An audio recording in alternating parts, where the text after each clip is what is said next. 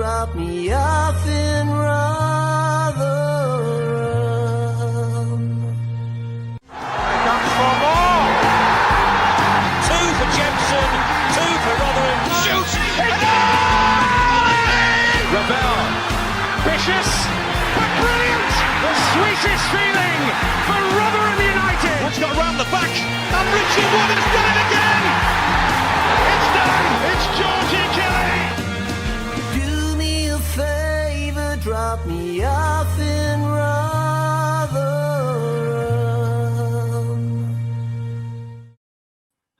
Hello, everybody. Welcome back to New York Talk. This is the Rotherham United podcast. Thank you all for being with us on what will be a review of the best Millers performance in quite some time. A 3-0 victory against Lincoln City. A really, really, really comfortable 3-0 victory as well. All the best bits from yesterday. If there's any negatives, I'm sure we'll find them, but that might be a struggle tonight. First of all, Mick's back. How you doing, Mick? All good, mate. Thank you. Are you? Yeah, very, very good. Scott's back. How's it going, mate? Yeah, good, thanks. After all weeks you could have me on, I'm quite happy to come on after yesterday. Exactly. I think everybody were gagging to come on this show tonight because I was really good yesterday. Tom's with us. How are you going, Tom? Yeah, good. Likewise. I mean, I seem to only be coming on when we're winning, so all good from my end. See you next week, mate. Yeah. And Kev's back. How you doing, Kev? Well, can't be any better, mate. I stopped smiling since yesterday. First time in a long time I smiled on a Sunday, so thank you. Thank you very much, Rotherham United. People in the comments are equally happy. Sarah says, evening all superb yesterday. Pazza says, good evening all, 3-0 to the library. Damien Coward says, good evening, guys. Best all-round performance for 3 seasons, he says. User says, good evening, 1-0 playing in a team now as best I've seen all season. Miller 6, good evening. Everyone, nice to have 2 halves of football for a change. Richard says, evening, that's the Rotherham United we know. Kelly right at the top draw yesterday, great atmosphere as well. Chris Tether's with us, as is Jeremy Wilkinson. Loads of people with us, as you'd expect on a performance like that. Harry says, get them hotels booked. Let's start with you, Scott. I've heard what Mick had to say yesterday, kind of after the game. But how do you sum up yesterday and the win? Yeah, I think like some people have said, it's probably the best performance for as long as I can remember, really, since definitely in the last couple of years. I was thinking about it today, and I was thinking I can't really pick one player that I thought could have done particularly better. I thought like crowd were like a lot more with the team. Like it seems a bit more like it used to be 3-4 years ago, where the ground was. We're kind of all behind the team as one, and the team were actually giving us something to cheer back as well.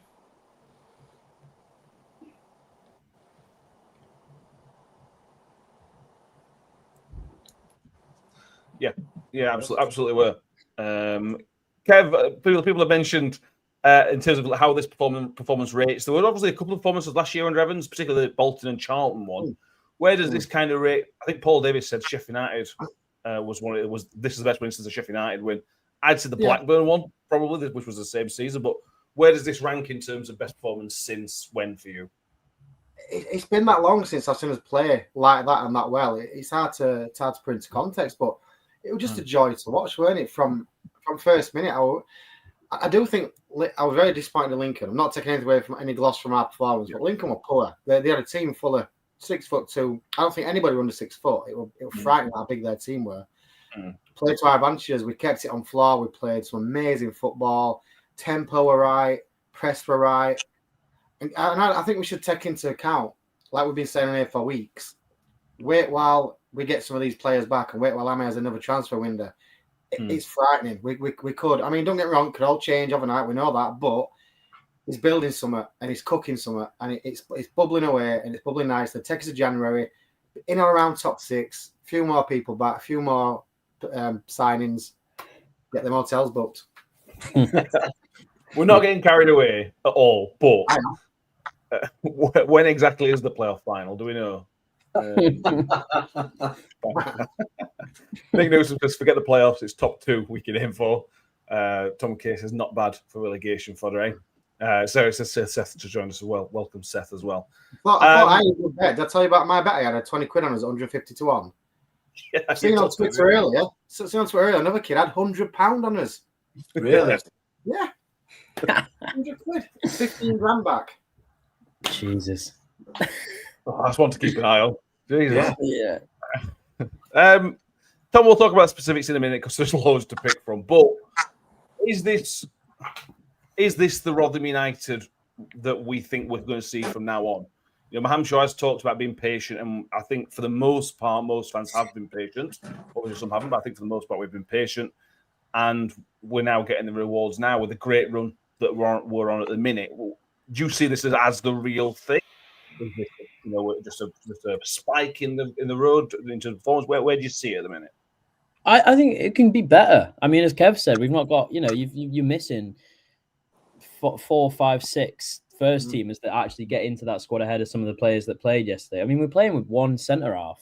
Rafferty and James did an exceptional job there, but they're not they're not central defenders. So this can be better. And I think we were as good as Lincoln were bad because they were dreadful. They were truly, truly dreadful. And I think if they were a good team, I still think we would have beaten them, but I think it would have been a lot closer.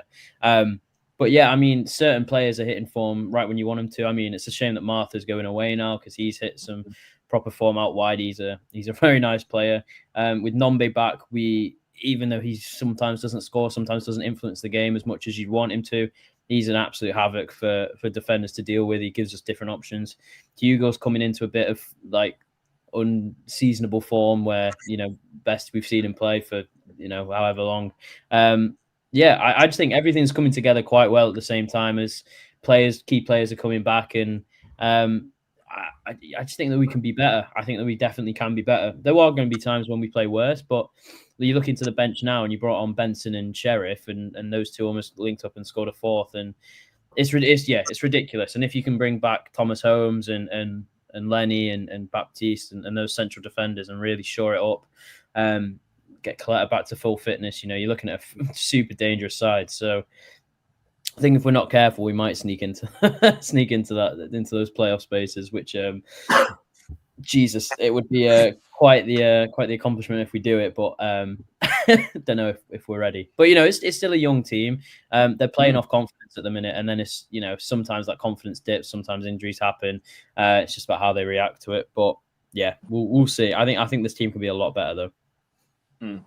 Yeah, fair enough. Rob here said we'll come on to Hamish Douglas, but says he thinks look like a young Kirk Broadfoot. To do so on Lincoln. I was surprised how they just play for set pieces and got big lads into the box. Yeah, they were a bit one-trick pony yesterday. We've said the last 2 or 3 episodes, Mick, where we've not played particularly well against Swindon and Burn. It's important to add context in there because of the injury situation, because we were lacking players, because it were kids against Swindon, for example. We should really be saying, we just talk about 3-0, but it's important to add context in there as well. Tom and Kev have just mentioned.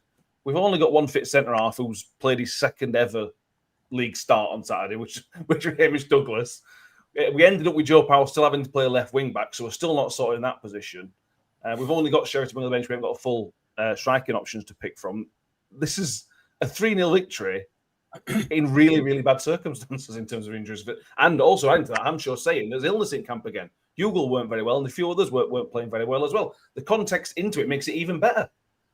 Oh, I'd slightly disagree with you there in all of you, in the sense that we didn't have any centre halves on pitch, because Hamish Douglas is not a centre half; he's a midfielder.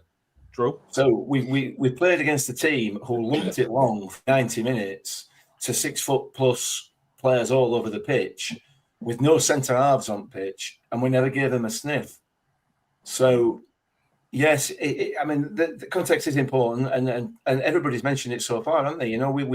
With so many players out, and yet we absolutely dominated that game yesterday. We were never in danger. I don't think there were a point at any stage where we were in any real danger. Yes, I agree. They were poor. They were very, very poor. And if they're going to play like that, then they ain't going to be in top 6 come end of season. I wouldn't have thought. I'd be very surprised if they are. And having said that, I've been looking at the quality of some of the teams we've played. They might be.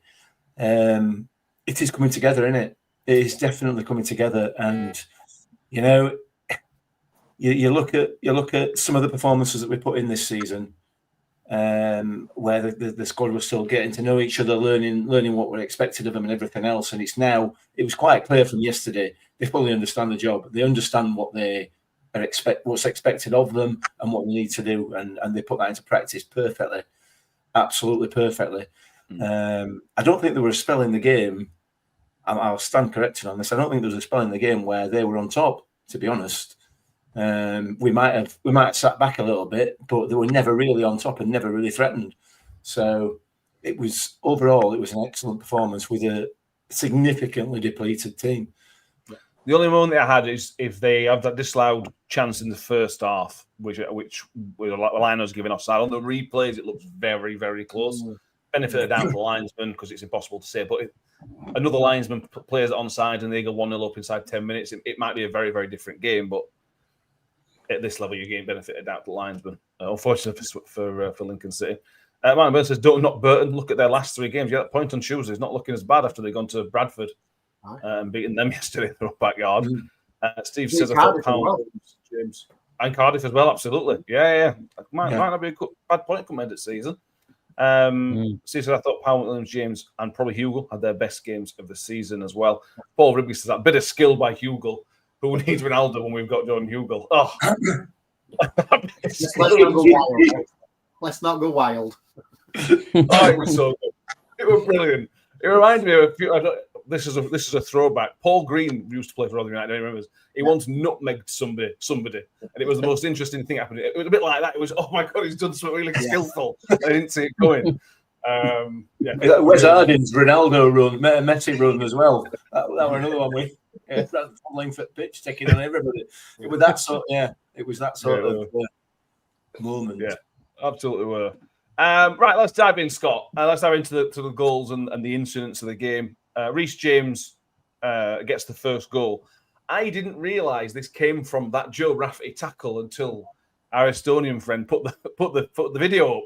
I mean, I remember the tackle, and then I put 2 and 2 together looking back on it. That's a proper Rotherham United goal. You go win a tackle, win the ball, and it's a good effort. We'll talk about keeper in a minute, but it's just a proper Rotherham United goal, that. No, I must admit, my dad actually texted me and mentioned about the Rafferty tackle, and I can remember the tackle, but for some reason I'd not put it that it actually were 10 seconds before the goal. But I've watched the goals back again, and it's a really nice bit of play prior to that tackle, isn't it? I think it's Martha drops a shoulder, plays it to Powell, gets it out to Rafferty. Bit of a bad ball from Rafferty, but then he makes up with that great tackle. And then he gets put out to James. I can remember thinking, because he goes to shape to shoot before he actually shoots. And I'm thinking, don't shoot from there. And then he takes it a bit closer, and I'm still thinking, don't shoot. And then he does. And I thought it hit the post behind the net that kind of holds the net in. Because from where we were stood at that, there were kind of a second pause where there were no real reaction around us. And it's a brilliant strike. I think if that were my goalkeeper, I wouldn't be.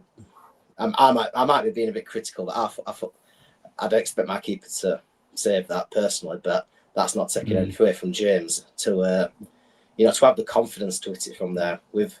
That's something that over the last couple of years I thought we've not done enough. We've not had enough shots, and to have your left wing back, centre back taking on a shot from 30 yards, I think kind of shows the confidence that's clearly going through the team at the minute. Yeah, it does. I think as we were all in the stadium saying, don't shoot. I suspect Lincoln were going, go on, shoot. Go on, have a go. Absolutely. It didn't go very well. Harry says from where he was sat, he had no idea waiting until the players ran off. Let's talk about the goalkeeping situation on that one, Kev, because if that's Cam Dawson, I'm very, very unhappy. He has got a little bit on it. It's bounced. I accept it's bounced just in front of him, but he's got to do better. 100%. I was talking to Brex at half time in lounge, and he said same. He went, that it's shocking goal. When you looked it back, nobody should be able to shoot from 35 yards out and beat a goal. Bear in mind, it's not like he had to dive far. He had to literally drop his body, and he could have saved it. He could have fell on top of it and not gone in. You'd be real. If that were Cam Dawson, it'd be again hung, drawn, and quartered, wouldn't he? But we'll obviously move on to second goal a bit. But I thought he could have saved that as well, if I'm honest. But everyone's forgetting that pass from Powell, like Scott mentioned, he threaded it through, beautiful ball. And then it looked like we lost it. When it came back to Gore after that tackle, I thought put it into the box, and he passed back, and I was almost going, oh my God, not pass back again. Then I saw him shape up, I thought, he's not going to shoot from there. 45 yards, not going to shoot. And then when he did hit it, I mean, like Scott says, hats off for having the confidence to hit from that way out. In all honesty, you shouldn't be able to score from that far out with that angle. No way. But we'll take them, won't we? Absolutely. Absolutely. So just if you don't buy a ticket, you can't win lottery. And Reece James bought his ticket and won it that day.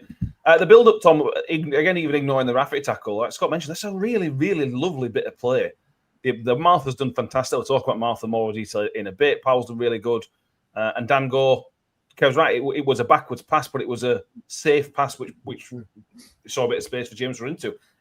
It's a long-range shot, but it's actually a really, really good team goal. Yeah, no, it is absolutely. It's yeah. I mean, everything about the goals yesterday. I agree with Kev. You sort of some of them, the keeper was to blame. I mean, the Martha one was a bit. I'm sure we'll get onto it fully, but the Martha one was. It looked better than it maybe was because it does get pushed into the corner. It's still an outrageous weaker foot attempt, and obviously the whole set piece around it was great, and there's not many players in the league that can do that. And it reminded me of when we had Wilkes last season. There was times when Wilkes is super quiet, and then there was times when he did stuff like that in League One. And yeah, sometimes you just think they're too good. But on the first goal, I mean, we've said it all really. It was you're furious at your keeper. You're sort of a little bit skeptical of the shot, but I think it's just the confidence that they have. And I mean, it wasn't just that one chance, but you think about, I know that they're fullbacks, but you think about that goal and Rafferty did the tackle basically on the edge of the box, and then your other centre half is scoring on the other side. It was ridiculous, like to think about a Rotherham United team playing with overlapping centre halves and all this inverted crap, basically. But it was great, and it was after 6 or 7 minutes, wasn't it? Maybe a bit later. 9 minutes. 10, yeah, about 10 minutes into the game, which is just like they're just so full of confidence, and it's so good to see. And you can really tell now that it's a role now. It wasn't just those first couple wins were great, and you wanted them to keep going, but now it's a proper role. And this game was a steamroller, and you can tell it's a role as well because they had a little bit of a dip, and then they've come back really well. And that's not to say that Burton and Swindon were going to be pushovers, but they were two games that you would have thought that you'd won. You didn't win. You go on to the next one and you beat a team who are in form 3-0. So Luton next week is going to be a bit more difficult because they seem to be banging form as well. So if you can keep it going, I think we are in danger of looking at the playoffs, which is great. There's such a good team spirit, such a fight. And I think the 3 goals epitomise sort of everything that's been happening in the past month or so. Yeah, I agree. Tom Case, I watched the highlights back and didn't realise how many little passing moves there were. There was some really nice passing into play and varying spells there has been in previous games too. It really felt like things are starting to click a bit. Yeah, absolutely did. Right, let's go on to the second goal, Mick. Obviously, Johnny Martha scores it. What I was going to do is bring you what might be a semi-controversial comment here, is that this goal is offside, should have been ruled offside. Sam Nombe stood directly in front of the goalkeeper. Johnny Martha shoots, and if you watch behind the goal, the keeper has to dive around. Yes, Sam Nombe is right in his field of vision. I haven't got a picture up, but if you watch it back from behind the goal, he's definitely in offside position. This is funny because apparently the referee told Lincoln City the reason he didn't give it was because nobody appealed for it, which is funny. Very bizarre. Football. I don't know. I'm just telling you what Lincoln City have said. But it should have been offside. It wasn't. Who cares? But Mick, a really, really work set piece. Really, really good set piece. I thought Martha balls it up twice. But it's a thunderous finish. Maybe the keeper should have done better, but he's hit it with such venom. You've got to take the blame away from the keeper and just say, hats off to Martha for that one for me. I thought Martha, I know a few people have said he thought he'd messed it up. I thought his first touch was wonderful. I thought it was brilliant. Got it out from under his feet. It did take it into the path of a defender, so he had to take another touch, but his finish was it was outstanding. And yeah, you can criticise the keeper to a degree.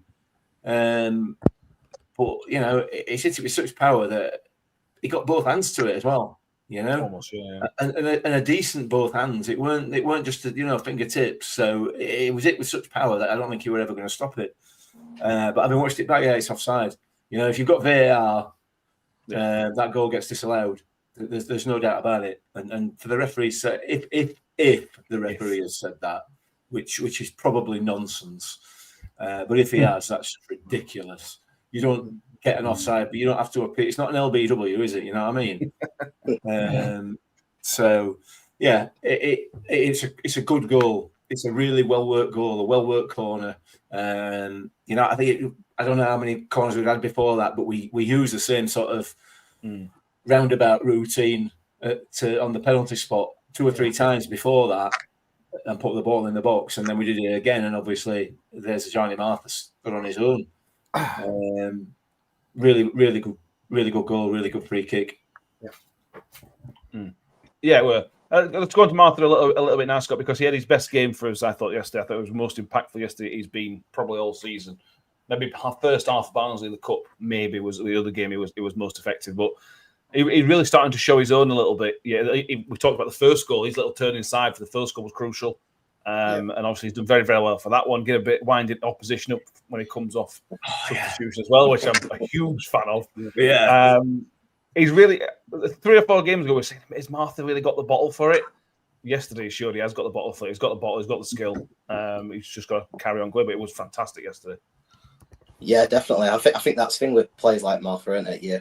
They can do stuff like that, but they can also do some stuff that just kind of infuriates you. But you know, he's a young guy, and you know, he's start of season. It's a new team that didn't get off to a great start, so kind of the confidence of the team wasn't great. And I think we've seen as the team getting more confident, so is Martha, and he's not afraid to try these little things. And if they don't come off, you know, I don't think, you know, I don't think like Evans would have signed somebody like Martha, but I don't think they would have had as much, you know, like going back to the Reece James. I don't think we'd have been shooting from 35 yards because I just don't think that would have kind of gone under Evans.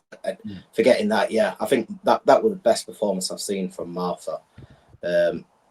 He still does a few little things where you just think. I think he had one in second half where he got the ball, and the fullback were just showing him all the line, and you just think just get at him, and he cut. I think he cut inside and passed it, and it led to a free kick or something. I don't know, but stuff like this is what he's going to iron out the longer he keeps playing, and probably not with us, is it? Probably not. No, that's the reason why. Yeah. Steve says that's been the issue with injuries, missing players look out of position. Martha looks better out wide. What's your take on where Martha's best position is, Kev? Because he has played really well central. Bradford, for example, he was really, really good in that middle, but against Barnsley and yesterday he was out wide, and those 2 games are probably his 2 best games. Where do you think Martha should be playing? Definitely wide, 100%. We're saying all season. It just suits that role. He loves cutting in. He absolutely loves cutting in. It's weird because he's left footer in. He cuts in onto his right all the time. It's great to see. I'd play him there all the time. I know he's had to play out of position at certain times on certain games due to injuries, but he's a joy to watch. I said it yesterday. If we can, January, I know I said earlier about signing some new players, but if we can keep Dan Gore, I've got a feeling United might call him back and send him to Championship.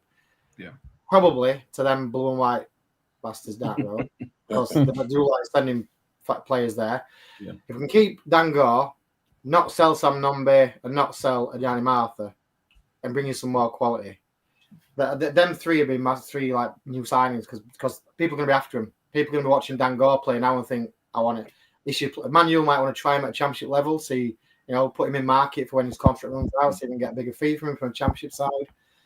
People are going to be looking at Sam Nombe. I mean, he's not firing. He looked a bit off it yesterday. I think he's still very handy, but he still looked off it. So long may that continue.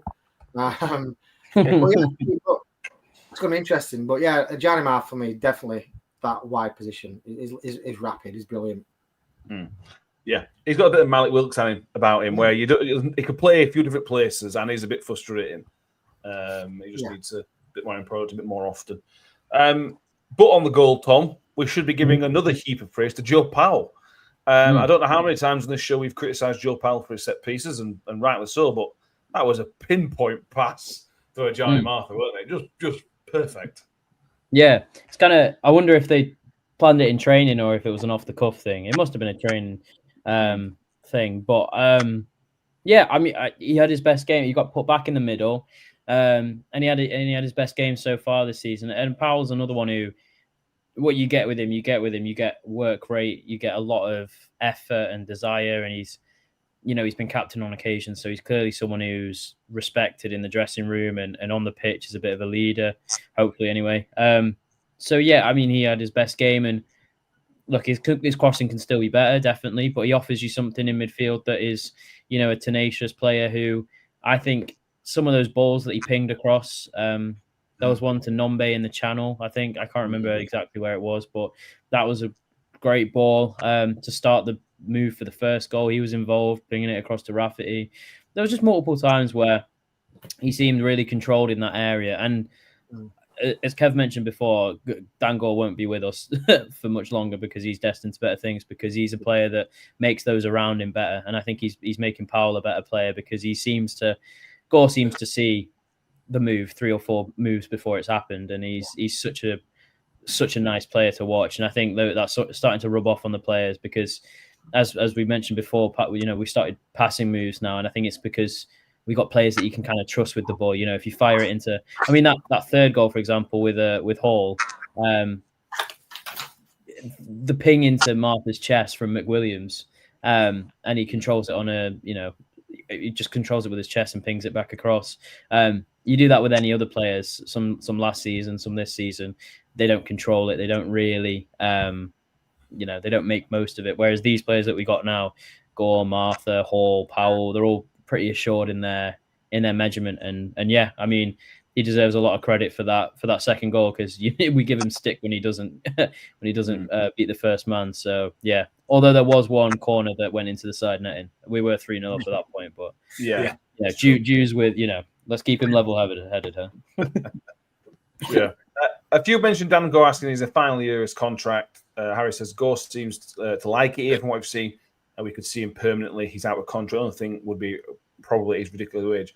Do I have a bit of context on Dan Gore? Yes, Dan Gore is out of contract in the summer, but he can't just leave for nothing from Manchester United. Manchester United are entitled to a tribunal fee, which is essentially how much his value is. So if Man U say his value is £3 million and it goes to tribunal, somebody has to pay £3 million to sign him. It might not be that figure. So we couldn't just go and sign him at the end of the year. It safeguards Man United. So that might help us keep him on loan because Man U is safeguarded against him going for nothing in the summer, potentially. But we'll wait and see on Dan Gore. I'm sure we'll have plenty of conversations about him between now and then. Mick, just on the stroke of half time, there is a chance for the game to really turn, and Cam Dawson keeps it at 2-0. Questionable defending because that guy's on his own at back post. But Cam Dawson's done really, really well to smother the player. And if it goes into 2-1 right on the stroke of half time, it may well be a different game. But we should praise Cam Dawson because he's had some criticism, but I thought it was excellent yesterday in a lot of what he did. Have you come and asked me about this because I said at the beginning that they didn't even have any chances and we were never in any danger? I don't remember that. I don't remember anywhere near net.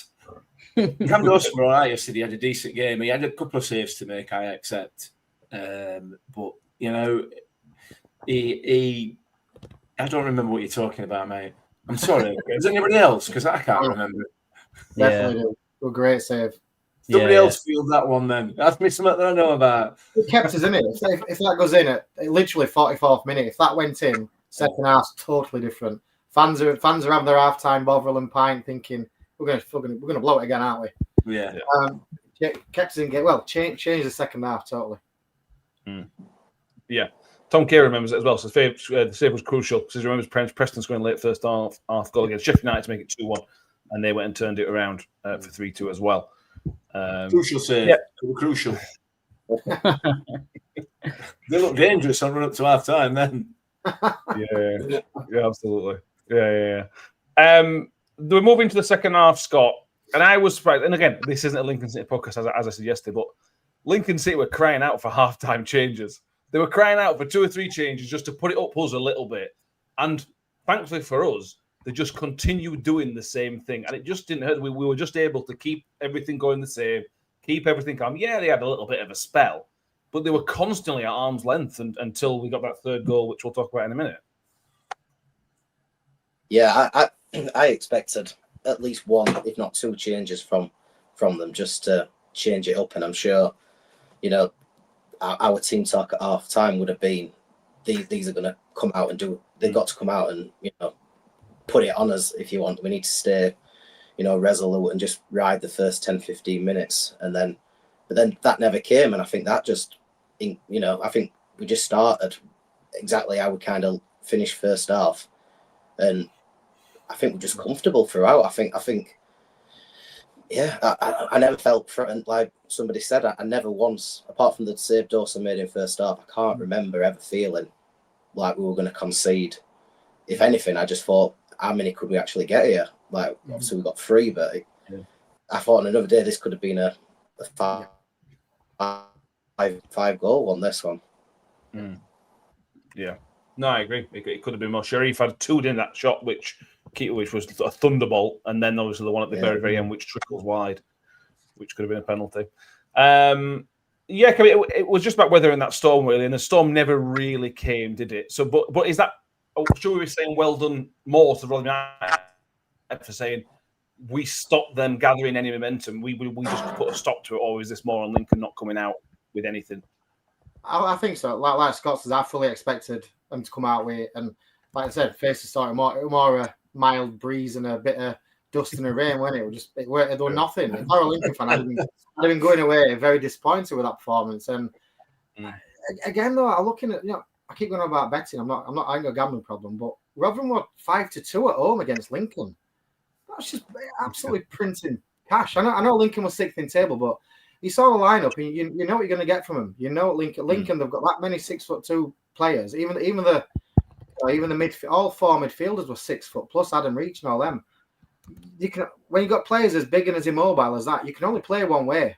So I'm really surprised that they are 6th in table. All I can think is that people haven't, managers and teams have not adapted to their style of play, and we did, which I think, like second half, they came out with a bit of a whimper, and we just carried on that intensity. We never let them settle, never let them play to the strengths, which is clearly knock some balls into the box and see what happens. But hats off to Amshaw he did his job, he did his own work, and he lined the team up first and second half to stop them playing. Yeah, I agree. Ray Smidley wants to know, how good is the referee from New York, playing at New York? I didn't know he was there. What was your... I am going to come back to the referee in a minute, but what was your general thoughts on the referee? Ray wants to know. I assume he's been brought over from America, so they'll be grooming him for Premier League. And his performance suggested that, didn't it, for me? Yeah, he was quiet. Anytime anybody screamed and cried and fell on the floor, he gave a free kick, whether it were a free kick or not. But he, you know, there were a couple of big decisions I think he got wrong. Our goal, yeah, it's wrong. It's offside. The liner's got to spot that. I mean, I don't know whether we're going to talk about this later. If you were going to talk about it, I'll wait till later for that. Then it wasn't bad by any stretch of the imagination in refereeing terms, was he? In today's refereeing terms, but you know, if you look at the wider context of football in general, some of the decisions that are given that are just absolutely not fouls for both sides yesterday. Well, I'm not just, you know, Hugo were in his element. John Hugo was in his element because every time he fell over, he got a free kick. Basically, every time anybody fell over, they got a free kick, and that's what happens in the Premier League, isn't it? You know, so I can see football is, unfortunately. So they were all right, weren't they? Significantly better than Ross Joyce, though. Oh God, yeah. I mean, it would have had to go some to be anywhere near half as bad. Yeah. So yeah. Tom Carey, we've been screaming for a penalty in the last minute if the game wasn't already done. Yeah, that Sharif shot is a penalty. That's a nailed-on penalty. What are we talking about now? You can go with a penalty. 100%. Again, we said this other night. I can't remember one of the ones other night, but Sharif's gone for the ball. He's got the ball. He's got cleaned out. Absolutely cleaned out by the goalkeeper. I don't understand why it's not a penalty. I've no idea. Because we're 3-0 up, probably. He probably would have given it for 0-0 or 1-0. Yeah. I mean, we all know that. I know what you're saying, Kevin. You're probably right. You may well be right. That's irrelevant, though, isn't it? Ultimately. Yeah. Oh, yeah. It was a penalty all day long. Do you reckon he's one of Howard Webb met him in America and at MLS maybe and thought, let's bring him over and send him to Rotherham?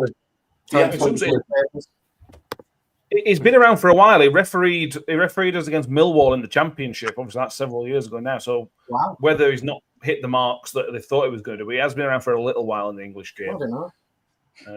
But yeah. On to the third goal, Tom. I'm going to talk about the controversial lead up to the goal in a minute, but let's just talk about the actual goal itself. Yep. Denzel Hall is our joint top scorer in the league. And he deserves which was everyone. on nobody's list. List. No. But it's a really, really well taken goal. He sometimes fluffs his lines, but that was just a really calm, cool, composed finish from Denzel Hall with again a pretty decent build up as well. Yeah, I mean the technique on it is as good as the other two, if not better.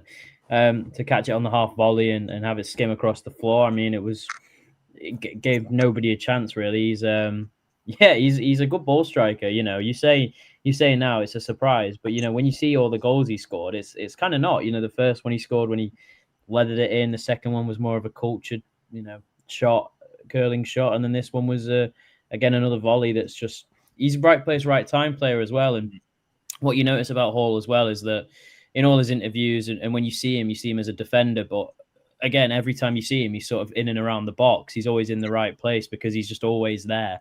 He's another player who just pops up out of nowhere, and he's.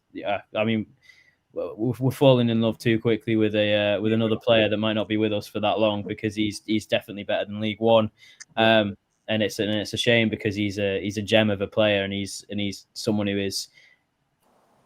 You know, when you move into this sort of 5-back and a right wing back, and it's so tough to get players who suit it. Ogbeni did it really well, but other than that, you don't really think of any players that have done the right wing back justice. He's a player who just fits it perfectly. Such an engine, rapid, deceptively quick. Like when he gets going. Super neat. He can defend as good as anyone, and he can go forward as good as anyone. He's just literally got it all. It's a completely different player to Martha on the opposite side, but a completely, solid, wing back that you'd want. And you can see a championship move coming for him because he's versatile as well and young. So it's a shame, but he needs to stop scoring as well. And that Jamaica call-up's probably done us a favour because he's going to be good. He's a top player, and he might be by the end of the season player of the season because he deserves all the goals he's had. He's absolutely none of them are flukes. They've all been meant. They've all been cultured, and he's always been in the right place at the right time. If there was flick-ons, he was there. If there was knockdowns, he was there. Defending, he was there. If going forward, he was there. He's just brilliant player. Yeah, I agree, Scott. If I was to take your £5 bet, is Denzel Hall still going to be a Rotherham United player by the end of January, or will he be off Championship or better? I think he'll still be with us. I could be wrong. I've not other than I think I'm sure I got asked the question, which he gave the obvious answer of if everyone's for sale for the right price, which is what pretty much every player at every club is. I've not actually seen any rumours about any teams in for him unless I've missed them. I think a lot of it's been worry from our own fans. Thinking inevitably he is going to go, which I do agree. He probably will. Well, unless we were to go up, I think he will go, and he'll make us some money as well. But I would be surprised to see him go in January unless he gets another 3 or 4 goals. And I think he'll be here till the end of the season. Fair enough. Tom Kay says Martha and Hall 3-year deals. If they go, they would demand a decent fee, which is the most important side of things. Kev, you mentioned a few players. We're going to lose players in January, but it's about everybody.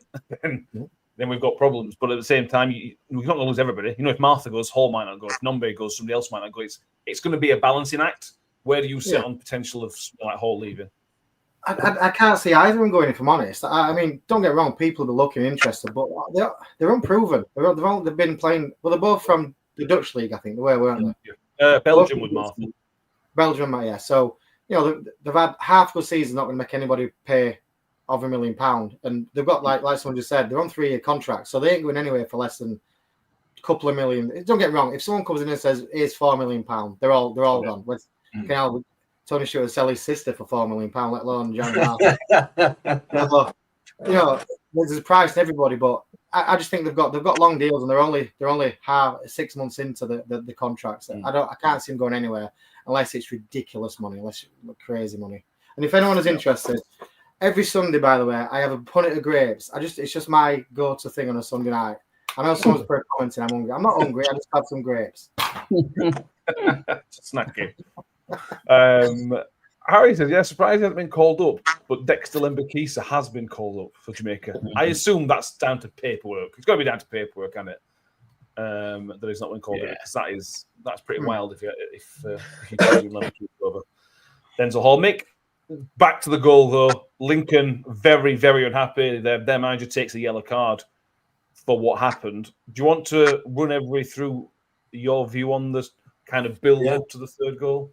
I think if I'm Lincoln manager, I'm getting a yellow card and all.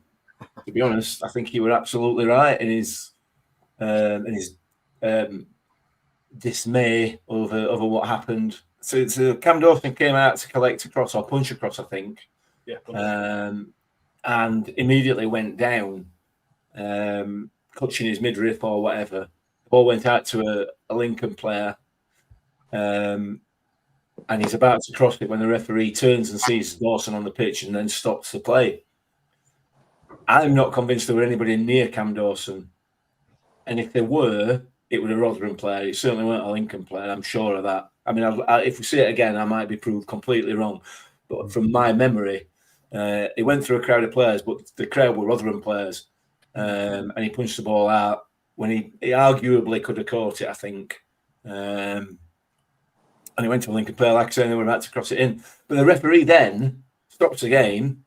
So you think, well, when we're going to restart it, it's going to be a drop ball for Lincoln because they had ball on it, and we'll start all over again.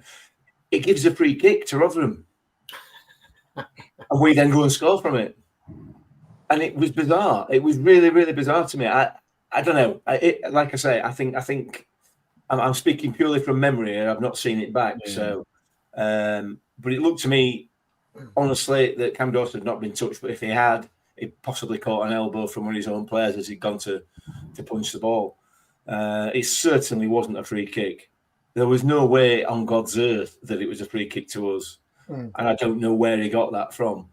It should have been a drop ball to Lincoln on the edge of our box almost, or on the corner of our box. So, yeah, I can understand why he got a little bit frustrated about that. I think I probably would have done as well. But the rules of the game are if the goalkeeper in the referee sees it, he has to stop play. Yeah, so which is fine. But you're right about the decision what followed that. It weren't a free kick, so it's a drop ball. Yeah. But shouldn't the referee? What should have happened is if Cam Dawson was injured, he should have blown up straight away. Not necessarily a foul, but he should have blown up straight away as soon as Cam Dawson's on the floor, which would have been Cam Dawson having the ball because the ball was essentially in the air from Cam Dawson. So in the end, to play devil's advocate, didn't we get to the right result in the end? Possibly. I mean, the very long way around. But Jamie's put in the comments there that he got an elbow in the ribs from a Lincoln player. If that's the case, I stand corrected. But it's certainly, I would still argue it wasn't a foul. He's come for the ball. There's been players there, and he's got caught. And yet on Tuesday night, when he's completely surrounded by players, that's not a foul. Give us some consistency somewhere along the line. Consistency. Sorry, did I use the C word again? Yeah. Come on, grow up. Tom Case's keepers are way overprotected. Their keeper's antics got none-be booked, which is probably true as well. Matt, Tom, we started the game really, really comfortably. And this goes back to the praise that we should be heaping on Matt Amshaw about this team that is built and the character that is building. And these guys are right. We never once looked in danger. Other than that chance that they had on the stroke of half-time, which Dawson's had to make a good save. This was a professional performance. It wasn't spectacular, but it was very, very good. It was defensively solid. We have with no centre halves. We should be heaping praise and praise and praise. I'm sure for this little bit of run culminating in the Lincoln game. Yeah, without a doubt. And I think that it's pretty, I don't think anyone is giving him any stick because you can't really now. Look, 3-0 is a scoreline that, and it represented the game where we absolutely dominated them. And, Lincoln weren't in bad form coming into this. They weren't, in a bad position in the table. We're just their bogey team. It's such a weird thing. We just always beat them when we're in a bad place and they're in a good place. And this time we met them when we're in a good place. So, yeah, it's that camaraderie, that, the sort of the togetherness that we've missed for a couple of years now. And it's, you want to get behind the team and the players and everything about it. So, yeah, it's great. And I mean, the scenes at the end are great. They were so overjoyed because they got told that they got Monday off. But after every game, they do a huddle, and there's a real team spirit there, and they seem to all be fighting for each other. We've got options off the bench now. We've got key players coming back. It's just, it's super good now to be a Rotherham fan, and to turn it around as well after a dismal start of games that we underperformed in, games we should have won. Many fans trying to call for his head. To then turn it around, those fans should be eating their words, because this is down to Hamshaw. He's not using the excuse of injuries. He's never used the excuse of injuries. He's just gotten on with it. He's stuck through the formation, which myself and possibly others doubted him for and thought him a bit mental for doing it, but it's proven good. Look, this season, we could lose the next 2 or 3 now, but these last 6 or 7 games are what Hamshaw can do with his side. And as Kev said earlier in the episode, this is one transfer window for him. Imagine 2, 3, 4 when he gets a full squad together of players that are his, and we start seeing profit off the back of some of these players like Martha, like Hall, like Agbar maybe, who knows. We're only going to get better. So stick behind the manager, stick behind this young team. Let's not forget that they are a very young team. And literally, as I said before, that was a good performance, but we know it can be better. Key players return, and it can definitely get better. Yeah, absolutely. And it's gone from 1 win in 12 before on the Bradford game, Scott, to you can either say 1 defeat in 8 or 9 games unbeaten, depending on how you view the draw in the FA Cup. But either way, that's a really, really good run. And there's 6 wins in there as well in that run. So we're not like drawing games and eking games out. There's loads of wins in there. And we all thought, I think all of us thought it was going to improve. Certainly on this, on us on this screen and guys up on this, but we all thought it was going to improve. Is this better than you thought it was going to be? Or did you think this was the level that you thought this team could get to? That's a good question, because I think I always expected us to be around mid-table, but with the progression of seeing something building, which is what I think we are seeing. Like I say, I think it's quite good over the last 9 games unbeaten if we count Swindon as a FA Cup. I mean, there's kind of been all different kind of performances in that as well, because obviously Lincoln, I think we pretty much dominated the entire game for that. Burton, we were pretty poor, but we've got a draw out of it. There's a couple of away wins in there, which has got that monkey off our back. I think we're kind of covering everything. We've gone behind in some games, we've come back. I think we're kind of now covering every aspect. And, in last season, if we go 1-0 down, we're not coming back from this. It might be a draw at the very best, but we're definitely not winning it. Whereas now I think us as fans and the players, we've got quite faith that we can get back in this. Yeah, absolutely, Kevin. And that showed in the stadium yesterday. I mean, first half was reasonably quiet, but the last half an hour of the game yesterday was loudest New York's been in probably since the championship. It was the survival season of the championship. Yeah. The fans are buying back in, and it's taking a little while. It's taking this run, but the players have given it. The players have put the performances in, and the fans are buying back into it, which is that can only be a good thing. Yeah, they have, and I saw a couple of times that Amy did it a couple of times during the game. He was trying to rouse crowd up, and that even at the point when they were allowing, I think he was just saying, "This is it. This is what we want. This is what the players want." It was great to see, because like we all know that sometimes it's like, and Lincoln was singing, "Is this a library?" First 10 minutes it were quiet, but then the goal goes in, and that's the beauty of getting in the goal. That goes in, and everybody's at the whole atmosphere of the ground changes. People, and I think due to the run we've just been on. The second goal was in, and it's party time, isn't it? Because everyone, we're going at 2 at half time, and for the first time in a while, I'd actually thought we're not going to slip up here. We're playing with that confidence, playing with that much style, I suppose, and grace. We're not going to slip up. Someone just made comments about it's not just down to Amy, it is down to Tongi and Woody. When that people singing Richard Wood's song again, and it was just great to hear. The atmosphere build. No, it must be great for them lads to hear it. And like we are talking about the players, the Johnny Martha and all them. I think you've got to take a massive cap off to Rob Scott for his recruitment in summer. He's took some stick off me as well, but he's gone out there to Holland again. Probably, I think he does like going to Amsterdam and getting some red wine and whatever else. But back with some gems again, and he's done it. And we've got to take that off to him. He's done a great job. Yeah, absolutely. Matt Hill says that's all about footy fans. We're either down in the dumps and relegation fodder, or it's OTT time for a good run. No middle ground here. I disagree with that, Mike. I think it's middle ground. I think we are all on the middle ground here. I don't think anybody's saying, in all seriousness, look, we're on for promotion here. But what we're saying is that it's starting to come together. We're starting to build, and the team's not even reached its potential yet. We all know that. We can all see that from the individual players that are in there. And if and when the manager and his team get them playing to their potential together as a team, then we can kick on, and there's more to come from the team.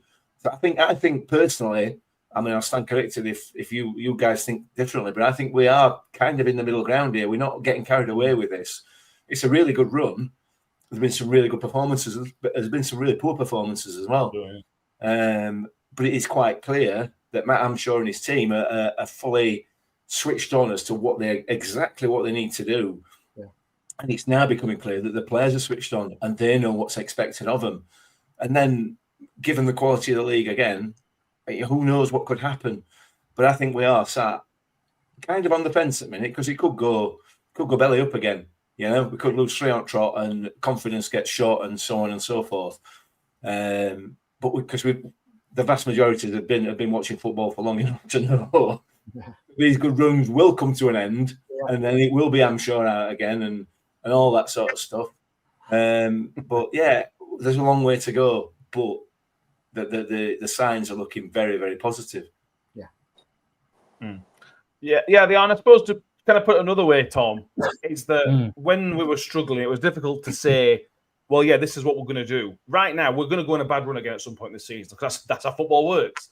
But when we do go 3-4 games without a win, we've got this to look back on and kind of say, okay, we're not playing very well in this 5-game run, but that's the plan. We know what the plan is. We know what Hampshire wants us to do, but because of X, Y, and Z in the future, it's not happening. This run, I think, is really, really important for fans to cling on to for the next time a bad run comes along, or either this season, next season, or whenever that may be. I think it just gives everybody something to cling on to a little bit, which we've been desperate for something to cling on to. Yeah, it's a benchmark, and it's promising because, as we keep saying, we are gonna get better, but there are going to be times when we're not playing as well, and because it is a young team, it is a team that's going to get low on confidence. It's going to get battered. That Cardiff game in particular was one which was pretty like learning curve for the team and the manager, because that was a 3-0 drubbing. So yeah, there's going to be times like that. There's going to be games like that, of course, in the next few months, till the end of the season. But as you say, you got to look on the positives, and that this is what this team can do with depleted resources. So if we can get all the people back that are going to make this team better and possibly improve on it in January, then who knows? Maybe we don't go on a bad run. Maybe we end up in a position we never thought ourselves to be in. It's not completely out of this conversation, and it's not that I want it. It's not that I think it. It's just not out of the conversation, because end of the day, this league is poor. We can beat any team, and also any team can beat us, if you're not performing, and that team is. So yeah, it's it's just about solidifying what we have and making sure that we keep players fit and keep them playing. Because we seem to be 2 in, 1 in, 2 out at this moment in time with injuries, which is a shame. But yeah, if we can keep making do with what we got, you just got to stick behind the manager and the coaching staff, because they're the ones that are making it happen with whatever resources they got. And so, you know, beating teams 3-0 is a pretty surefire way of making sure that confidence stays. Yeah, it's what I've been saying for weeks. Let's have a quiet, easy 3-0 win, and we finally got it. Very, very close. Dirk Howard only lost once at home this season. Again, if you count the Swindon game as a draw, which it is, only 1 defeat all season. I'm going to keep saying that. I'm going to keep yeah. It's technically true. Yeah. Let's go on to the headlines, which we've asked the people for. We've got a few headlines to go through. Nick Newsom says, Martha, my dear, as the Millers come together. Apparently that was a Beatles reference. I'm sorry, Nick, I didn't get it. Sorry.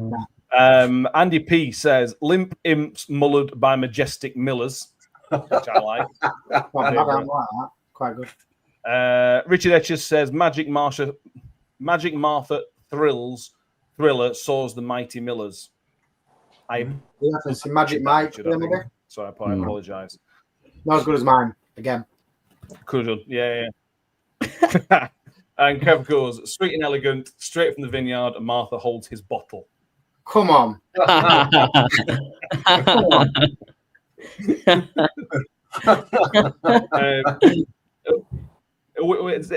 Mick, Scott, Tom, would you like to pick a winner? Limp imp. Don't be swayed by Kev. I picked Kev one's last time. The limp imp one I want you to say again, but 3 times really quickly, Matt. No. Nuisance, Come Together and Martha, My Dear are Beatles songs. I knew Come Together were. I didn't know about Martha, My Dear. Otherwise, I'd have got that. Yeah. All right, change it for that one then. Clever. We sadly aren't your audience for that one, Nick. Richard's going with you, Kev. There you go. Yeah, just a quick word on the virtual trophy. We obviously aren't playing in it this week, but Bolton are. The group stage finishes this week, so we'll find out on Tuesday whether we finish first or second. Bolton would need to lose 2-0 or more, or by a 2-goal margin away at Oldham for us to finish top of the group. And then I have no idea when the draw will be or the next round is, but we'll find out probably this week. But that's something to keep an eye on Tuesday evening. Anything else we need to mention? Any other business? No. Do you want to talk about your football symmetry, Matt? Go on. Well, I'm wearing my Hammerby shirt tonight. Of course. Who won 3-0 today. They did. To finish second. Yeah. So we won 3-0 yesterday. Does that mean we're going to finish second? I mean, I don't know. It's a straw clutcher, but I know you like your symmetry. I thought, I get what you're saying. The problem with that is that's only footballing symmetry to me and you, because we're the only two if I'll have it. That's fine. We'll take it. I'll take anything. Scott's wearing a Mansfield training top, innit? I just thought you might like it. You just wanted to get Hammerby in, didn't you? Well, yeah, that as well, obviously, yeah. They get the winter off now, bless them. Right, Mick, tell me about Liam McMahon. Oh, yeah. Sings. He's bloke, really good singer. Cutlers, 29th of November. We keep banging on about it. I know we do, and we will keep banging on about it until 29th of December. Get your tickets. We will put a link in the comments after this video. November, I shall send that to you, Matt. But yeah, it's Cutler's Arms on Westgate, 29th after the Wickham game. There's LPMC plus 2 other Rotherham bands on as well. It's going to be a really, really good night. £12 a ticket. Proceeds to Millimen 25. So get yourselves down there. It'll be a really good night. We will keep plugging it. I know I'm not a very good salesman, am I? But they are great nights. Ask Tom, ask Kev, ask Matt. They are. He's fantastic. He's Lee. Yeah, Mick might even turn up for it. You never know. Maybe. I'm hoping to. Can't be sure though yet. Right, we will knock that on the head. Thank you everybody for being with us. Please make sure you've subscribed if you haven't done so already. Like I said, we're at 50 away from 2,000 subscribers. month and a half to Christmas. It'd be nice to get there before Christmas if we can. If not, I'm sure we'll smash that by the end of the season. If you want some more Millers stuff, you can go and check out yesterday's instant reaction with me, Mick, and Sam, which was very, very happy. We will be back on Thursday, which will be a preview of Luton Town. Nobody saw this coming, did they? We're going to get in next week. Yeah. We're going to preview Luton Rotherham next Saturday, which will be a very, very different test to what we just had on Saturday afternoon, I suspect. We'll try and get a scouting report. I'm sure we can find a Luton fan to do a scouting report, and I'll sort something out this week. Half the team used to play for us, so we know what they're like. That's true. Exactly. Please, if you're listening on iTunes, Spotify, make sure you subscribe on there as well and give us a 5-star rating if you haven't done so already. Thank you, Mick. Thank you, Scott. Thank you, Tom. Thank you, Kev. Thank you, everybody, for being with us. We will see you all next time. And as always, up the Millers. Up the Millers. Comes for more. 2 for Jensen, 2 for Rotherham. Shoots. Ravel. Vicious, but brilliant. The sweetest feeling for Rotherham United. Woods got round the back, and Richard Wood has done it again. It's done. It's